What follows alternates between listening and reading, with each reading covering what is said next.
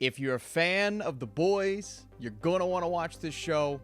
Let's talk about it. What is up, Flick fans? Welcome back to my channel. The Boys presents Diabolical. That's not a good impression. And like we always do, let's start with the rating. I don't need to say anymore. TVMA for pretty much everything you can think of. Violence, lots of violence, blood, gore, sex, everything you know from The Boys translated into this animated universe.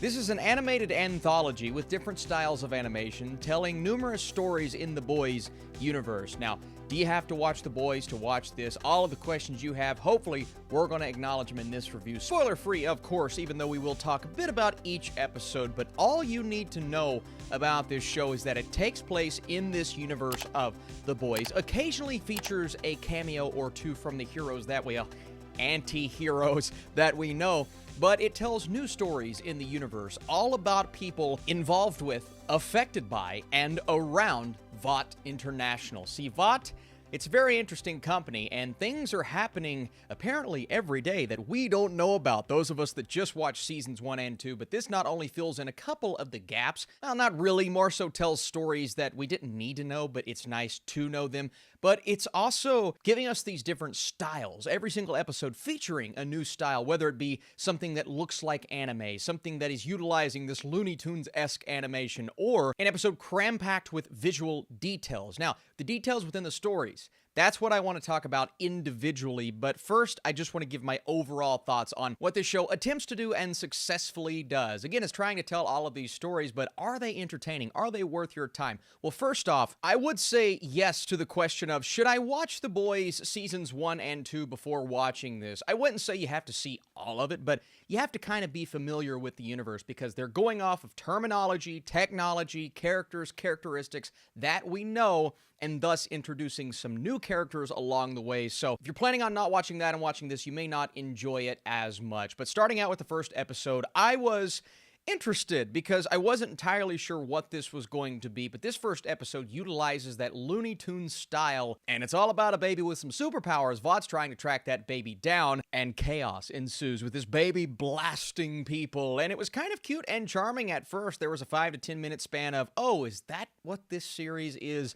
But no, as soon as the blood and gore starts to happen, that's when I said, first off, hopefully there are no kids watching because it does look like that style of quirky animation. The music, all of that works in its favor. Now, this definitely wasn't my favorite episode of the bunch, but it's a nice one to get you started. It's easy, but it's not really a testament to what the show is really about because as we progress, every episode different in its own way, I was more and more impacted by the stories being told. In episode 2, we have a bunch of strange superpowered individuals who are going after their parents because they realized that they sold them off to Vought. Their powers include standing water, a guy whose face is, well, something we probably shouldn't talk about. By the way, Justin Roiland's voice is in this episode, which was pretty funny. You also have Ghost Girl, and all of these kids are coming together and going out for a bit of revenge, and what a fun coming-of-age type story this was. It gave us one really interesting character who I would love to see come back in a future episode.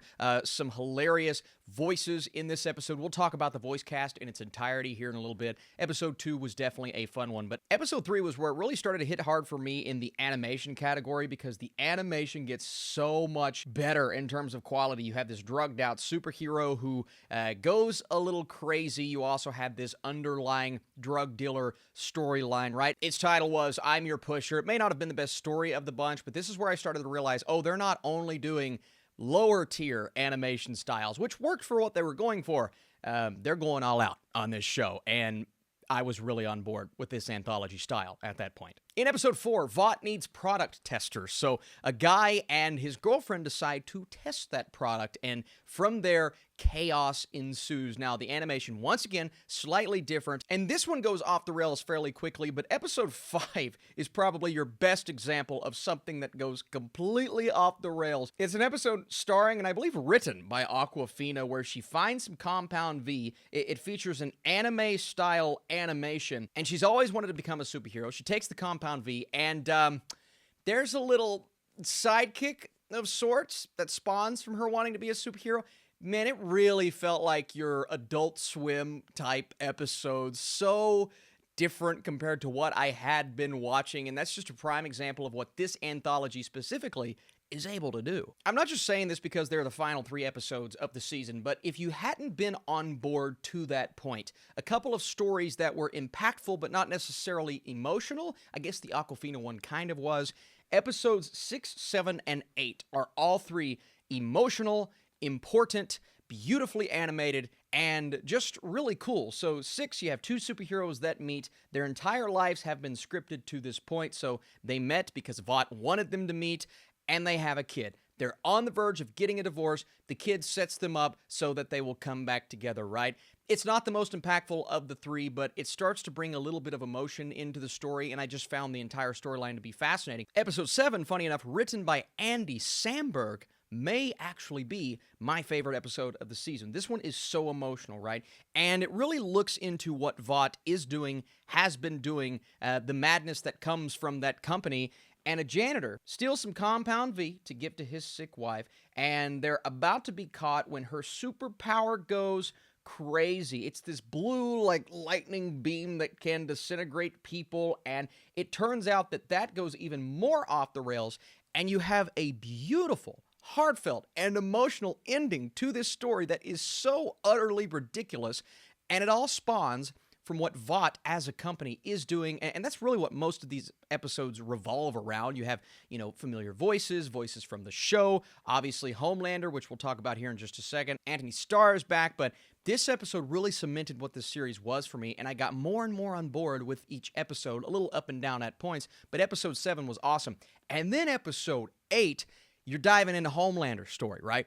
It takes place before season 1 of The Boys, when Homelander is first becoming who we know as Homelander, and I believe it's his first actual mission. You also have Black Noir. Not only is this episode adding so much to what we know of The Boys, but Homelander is the star, and this one, man, episode 7, obviously with the emotions, but this one was fan-freaking-tastic, and I would take an entire prequel show. I loved the last 2 episodes of the season. It's all so easy to watch because each episode is around 15 minutes long, and it's going to keep you interested. I binged through it so fast and did not want to take a break. Think Star Wars Visions, Love, Death, and Robots, all taking place in this universe. It's technically canon. It is so cool to see this, and you have incredible writers. I mean, from Aquafina to Andy Samberg, then you look at the voice cast: Grey Griffin, Ben Schwartz, Seth Rogen, Jason Isaacs, Kumail Nanjiani, Kieran Culkin, Nassim Pedrad, Andy Samberg, Simon Pegg, Christian Slater, Giancarlo Esposito returns. John DiMaggio is in this series. Of course, Anthony Starr, and a plethora of familiar things that will bring you right back in. I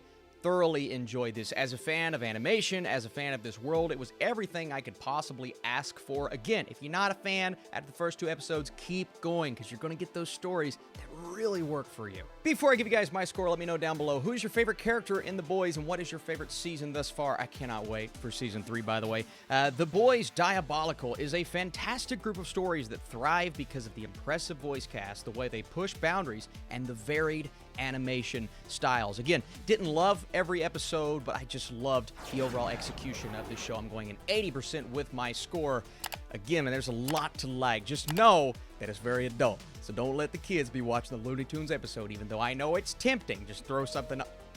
I got an email. Sorry, that threw me off. I gotta turn my volume down, but it looks like I'm getting a screener for the Adam Project, so just to fill you in on my life.